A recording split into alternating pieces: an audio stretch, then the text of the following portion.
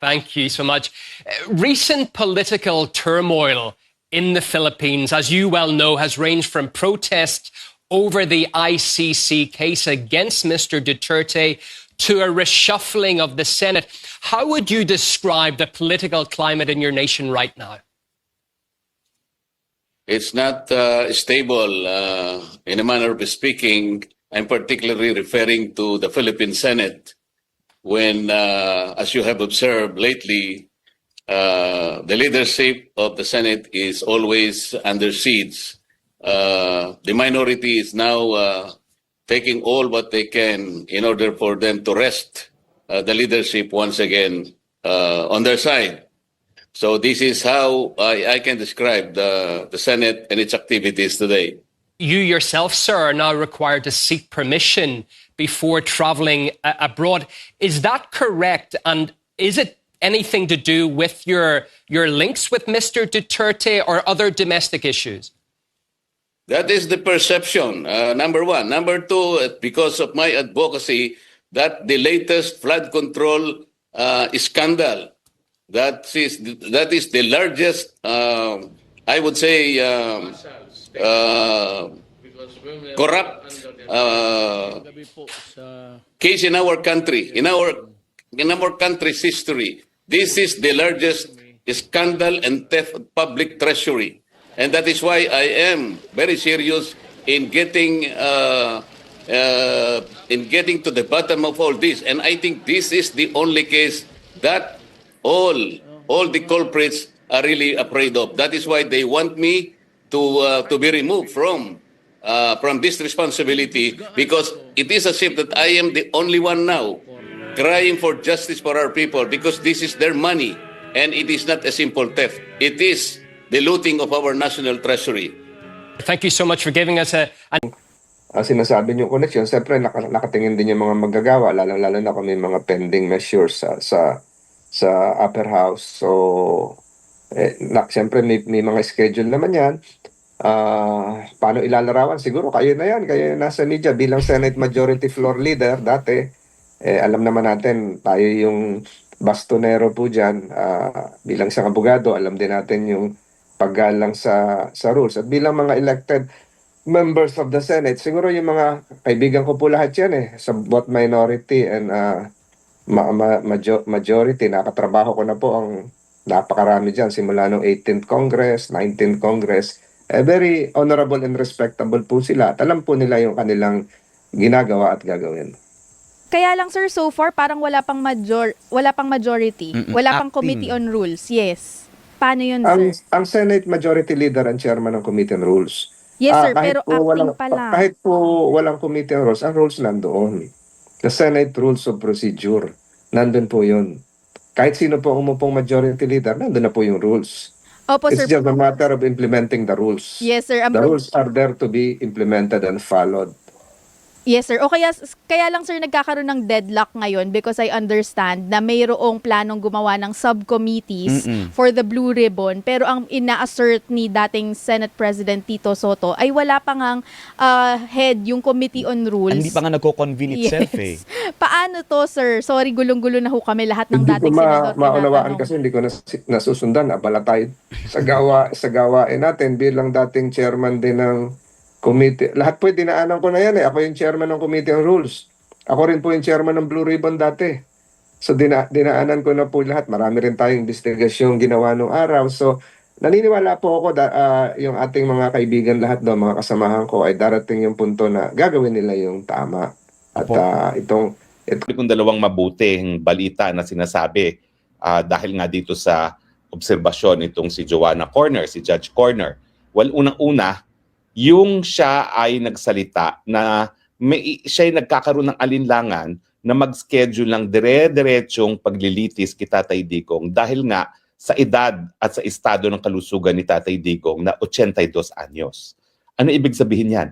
Well, kasi alam mo naman, hindi rin spring chicken itong si Judge Corner, no? So siguro naintindihan niya talaga anong epekto ng edad, hindi lang doon sa pang-araw-araw na buhay, kundi doon sa abilidad na humarap sa paglilitis. Kasi itong paglilitis nga ito, hindi gaya ng mga naunang pagdinig na sa kaso ni Tatay Digong, si Tatay Digong ay i-require na mag-attend dahil merong karapatan ang mga akusado na harapin ang kanilang mga nagsasakdal at ganun din may mga karapatan din ng mga biktima di umano na harapin yung kanilang dinidimanda, no?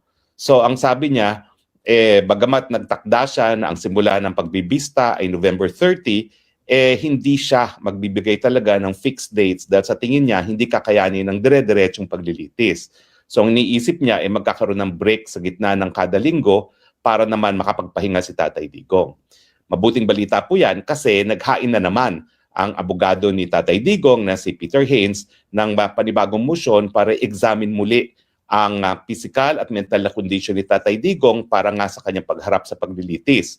At ang sabi niya, karapatan naman ni Tatay Digong na every 120 days ay magkaroon ng ganyang examination at itong motion na ito ay hinain sa kabila ng report mismo ng registry na nag-confirm na talagang natutumba-tumba na si Tatay Digong, no?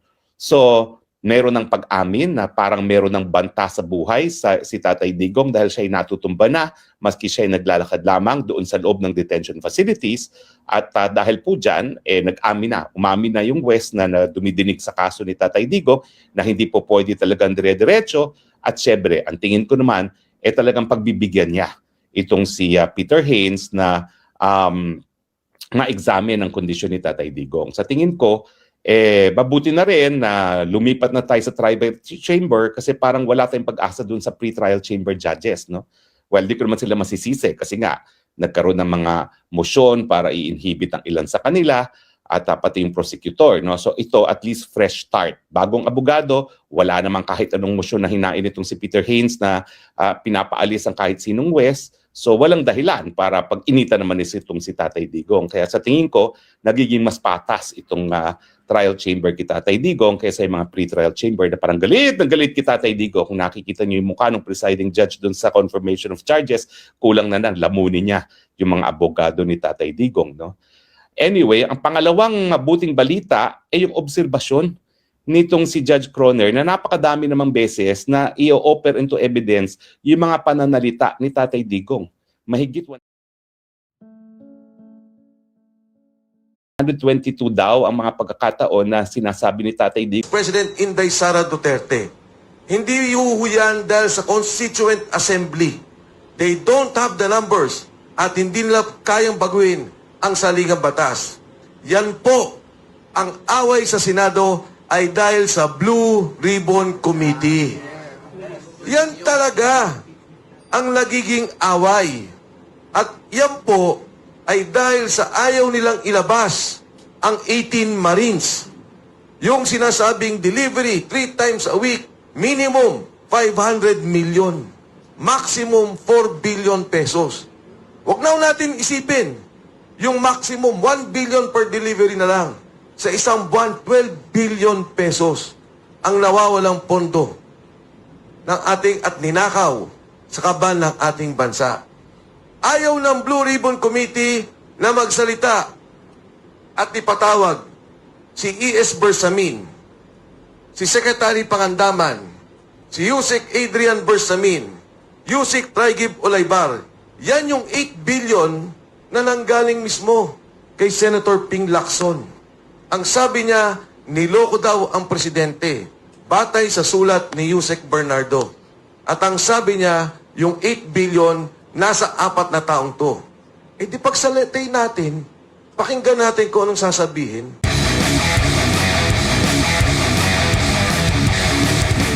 We are appealing to our senators for sobriety. Yung pinagsasasabi nilang tyranny of the majority, there is no such thing. In a democracy, talagang majority ang nasusunod. Bakit? Pagka nung nanalo ba si BBM, may nagsabing tyranny of the majority. That is democracy. The majority rules. Yun po yun. Wala tayong magagawa doon. Those are the rules. And the rules of the Senate are subject to amendment at any time by the will of the majority. Wala pong tyranny rito. Puro kahipokrituhan, puro demagoguery ang pinagsasabi ng minority. Ngayon, I challenge Senator Lacson. Kasi isa pang ipokrito yan eh. Surrender siya kay Bato. Unang-una, pumirma yata siya dun sa Resolution 44, di ba? Si Ping. O, pagkatapos surrender, hindi naman siya sumurrender noon. Nagtago siya. O, yung all those calling for the surrender of Senator Bato are hypocrites. Because yung sina Teddy Casino, sina Lisa Masa noong 2006, ewan ko kung buhay na yung iba sa inyo rito, nagtago yan ilang linggo sa loob ng House of Representatives. Diba? Tignan nyo yung mga news reports. Pinagmalaki pa ni Lisa Masa, doon na daw siya naglalaban ng panty sa loob ng House of Representatives sa lababo. To evade arrest. Si Trillanes, ganun din. Si De Lima, 2 araw yan nakiusap. I was there. Kasi kami yung ng VACC yung nag-file nung Bilibid drug case. We were there nung isa-serve yung warrant. Nakiusap si De Lima, baka pwedeng 2 days muna ako rito to wind up. Hindi siya pinasok. Wala nagpumilit pumasok doon para arestuhin siya. Now they're calling for surrender. They are justifying yung pagpasok sa Senate. Ang kakapal ng mukha nitong mga to Grabe. Si Lacson nga ang nag-coin ng word fugitive from injustice. Swerte lang yan si Lacson, sinuportahan niya si Noynoy, tumawid ang administrasyon, noong ginrant yung certiorari niya ng Court of Appeals, yung si Solicitor General Cadiz, ang Aquino appointee, did not appeal. Can you imagine the crime of the decade, hindi mo i-appeal yung pagkatalo ng gobyerno? Solicitor General ka. Yung mga annulment cases nga na ordinaryo, ina-appeal automatically ng OSG, siya hindi niya appeal. Yung the Ser Corbito double murder, may 2 tao na patay. On the technicality, nag-grant yung lifting ng warrant ng principal accused, hindi mo i-appeal. Yan ang tirada. Diyan, swerte si Ping. Swerte lang talaga si Ping. But one day, his luck will run out. Anyway, I challenge him, sige, pakita nyo yung tunay na mukha nyo sa sambayan ng Pilipino. Forever mag-walk out kayo.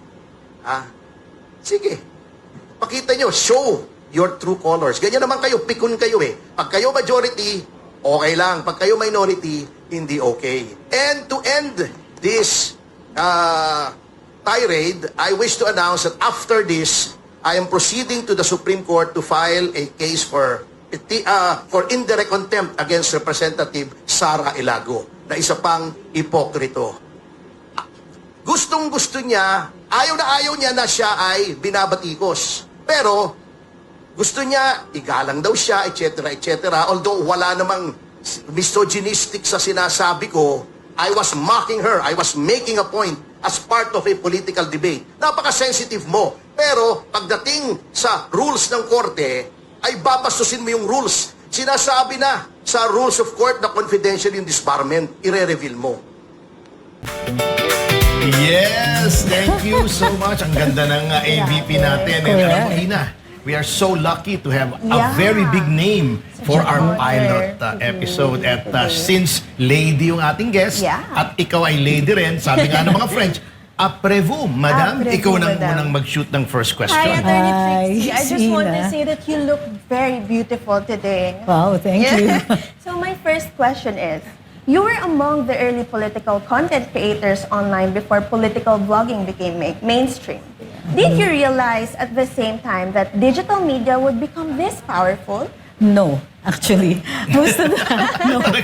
Very candid siya. No. Hindi talaga. Kasi actually what we were using Facebook for, if you remember, were personal thoughts, yung mga... pinasimuno namin yung mga status messages that you would use.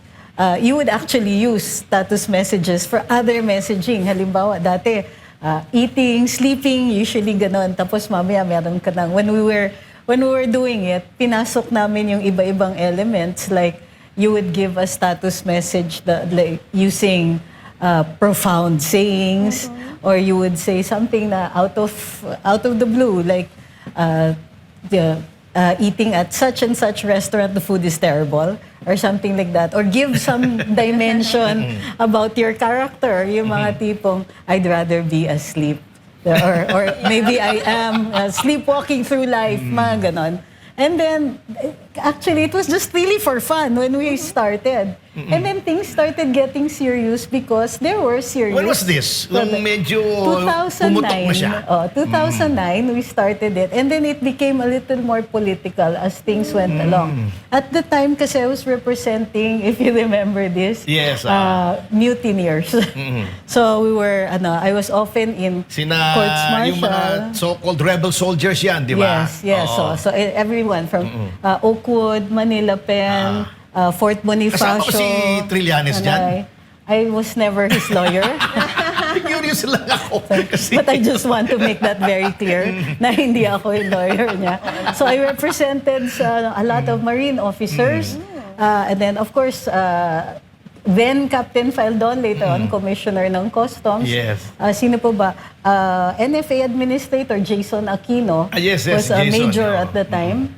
Danny Lim, General Miranda, Colonel Segumalyan, all of these, they were big names at the time. ang tawag nga, the usual suspects. Totoo yan.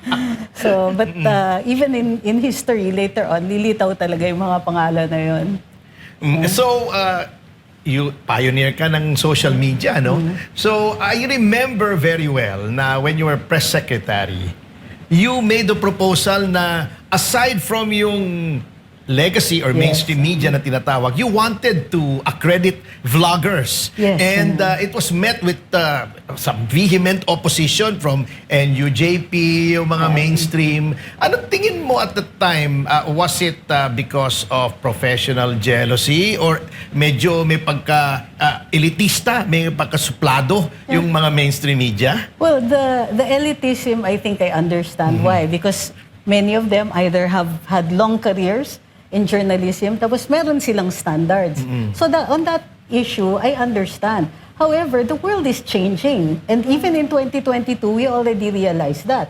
The White House accredits vloggers. Yes, definitely. The whole world has recognized vloggers. Kumbaga, without the backing of a major network, you should still be able to access primary sources of information. Sino bang nagsasabi na kailangan journalist ka? Kaya nga may accreditation if standards are what they are worried about. Yes. Kaya nga may accreditation. Di naman, bubuksan namin yung pinto, lahat kayo papasok, di ba, Ina? Yes. So, and there would also be expectations dun sa mga vloggers, how they conduct themselves, and of course, constant scrutiny din yung kanilang mga vlogs. Correct. I think this was one of the most controversial decisions that I had made. I suppose, yes. It did have the backing of the president. Yun naman pala eh. Bakit? Whatever happened to that? I suppose there were different priorities when I left. Okay.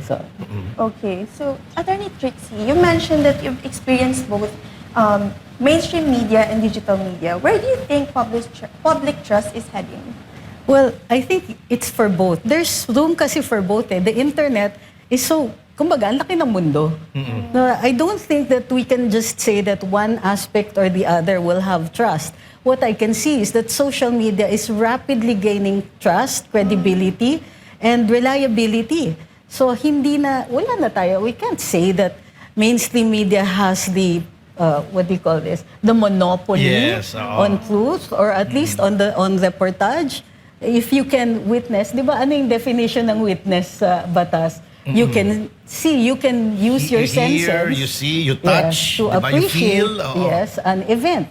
Who says that vloggers cannot do the same thing?